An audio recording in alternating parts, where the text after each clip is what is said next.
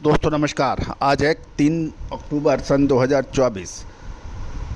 दोस्तों आज नवरात्रा स्थापना का शुभ और पावन अवसर है। मैं आप सभी को नवरात्रे की शुभ और पावन अवसर की स्थापना पर आप सभी को शुभकामनाएं देता हूं। माँ दुर्गा आप सभी की मनोकामनाएं पूरी करे, ऐसी हमारी भावना है। आज के एपिसोड में हम मूंगफली के ऊपर चर्चा करेंगे। दोस्तों हम ऑयल सीड्स पर कंप्लीट रेंज, चाहे वो मूंगफली हो, पाम तेल हो, सोया तेल हो, सूरजमुखी तेल हो, सरसों तेल हो, तिल तेल हो या फिर कैस्टर सीड हो, इन सभी पर अपडेट देने का प्रयास करते हैं। और आपने हमारे चैनल को लगभग 1,90,000 से सब्सक्राइबर, 1,40,40,00,000 व्यू, साथ साथ 8,700 शो का तोहफा दिया है। मैं आप सभी का शुक्रिया अदा करता हूं, धन्यवाद प्रेषित करता हूं। दोस्तों अक्टूबर और नवंबर महीना ऑयल सीड्स के लिए यानी तिलहन के लिए बहुत महत्वपूर्ण साबित हो सकता है। याद कीजिए अगस्त महीने में सितंबर मंथ का अग्रिम अनुमान खाद्य तेलों में तेजी का हमारा अक्षर सत्य साबित हुआ था। विभिन्न पत्रिकाओं में भी हमारे लेख प्रकाशित हुए थे और अक्षर सत्य साबित हुआ था। अब एक अग्रिम विश्लेषण जरूर है कि आने वाला समय बहुत महत्वपूर्ण रहेगा।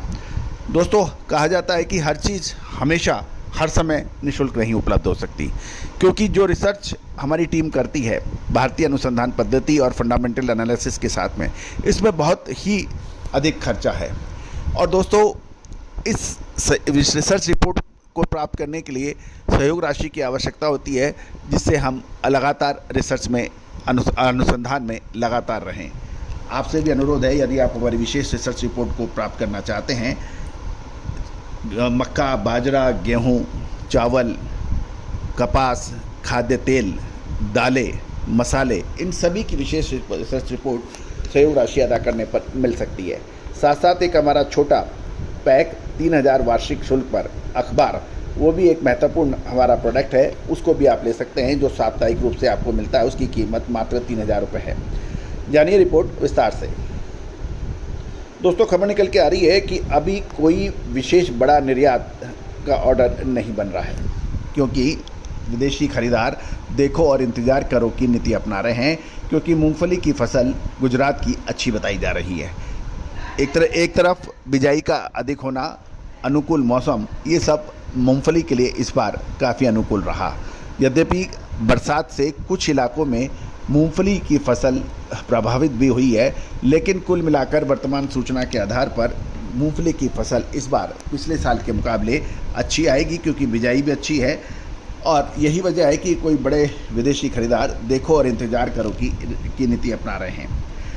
गौरतलब है कि लगभग सभी खरीदार प्रतीक्षा में हैं। ये भी कहा जा रहा है कि मूंगफली की फसल पिछले साल बहुत बड़ी होगी, लेकिन असल में पिछले साल कहा जाता है कि 25 लाख टन के आसपास पिछले मूंगफली की फसल गुजरात की थी। इस बार लगभग 30 से 35 लाख या 35 लाख से ऊपर रहने का अनुमान लगाया गया है, क्योंकि पिछली बार यदि हम देखें तो प्रति हेक्टेयर लगभग 2,000 से 2,100 किलो की जो उतारा था, इस साल लगभग 2,400 किलो का होने का अनुमान है प्रति हेक्टेयर। गौरतलब है कि मूंगफली की फसल के बारे में कहा जाता है कि शुरुआती दौर में फसल अच्छा बताई जाती है, लेकिन उस बाद में फसल का पूरा आकलन करना ज़रूरी होता है। यदि किसान मूंगफली की कटाई में एग्रेसिव हैं तो 5,000 किलोग्राम की भी कटाई की जा सकती है, लेकिन औसत उपज बहुत अधिक होने की उम्मीद नहीं है। ऐसे कुछ खेतों के नतीजों को देखकर पूरी फसल का अनुमान लगाना अभी गलत होगा और यील्ड अभी दुगनी होगी ऐसा कहना उचित नहीं है। अभी इसको इंतज़ार करना चाहिए। जहाँ तक शिपमेंट की बात है, एक्सपोर्ट की बात है, बारिश के कारण कुछ सूखा माल नहीं मिल पा रहा है, अतः कोई शिपमेंट नहीं हो रहा है। TJ 80 से 90 काउंट की विदेशी कीमत $1,100 से $1,125 प्रति टन है, लेकिन अभी तक कोई बड़े शिपमेंट के समाचार नहीं मिल रहे हैं। गौरतलब है कि अब त्योहारी सीज़न भी है और साथ साथ जैसे जैसे मूंगफली की पीक सीज़न या अराइवल होगी, इसके अंदर कुछ प्रभाव दामों पर या कीमतों पर पड़ सकता है। दूसरी ओर अक्टूबर में गुजरात की अच्छी क्वालिटी के बनासकाठा बीज की 80 से 90 काउंट की कीमत अभी 1,100 से $1,125 पर देखने को मिल सकती है। ऐसा कोई संभावना नज़र आ रही है। गौरतलब है कि चीन में मूंगफली की फसल पिछले साल की जितनी होने की उम्मीद है। यद्यपि कुछ लोगों का ये भी कहना है कि चीन में जो अभी एक लेटेस्ट में सम्मेलन हुआ था उसमें चीन मूंगफली खरीदने के लिए आमादा था।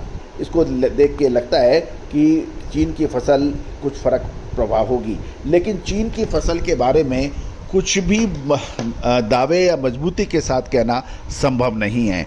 कुछ एक्सपोर्टर्स का ये कहना है कि 15 से 20% अधिक चीन की फसल है, और कुछ लोगों का कहना है कि चीन की फसल पिछले साल के मुकाबले उतनी है, कोई अधिक नहीं है। लेकिन ये तो तय है कि चीन के बारे में कुछ भी कहना जिम्मेदारी से बहुत मुश्किल होता है, क्योंकि जो होता है वो चीन दिखाता नहीं है और जो दिखाता है वो होता नहीं है।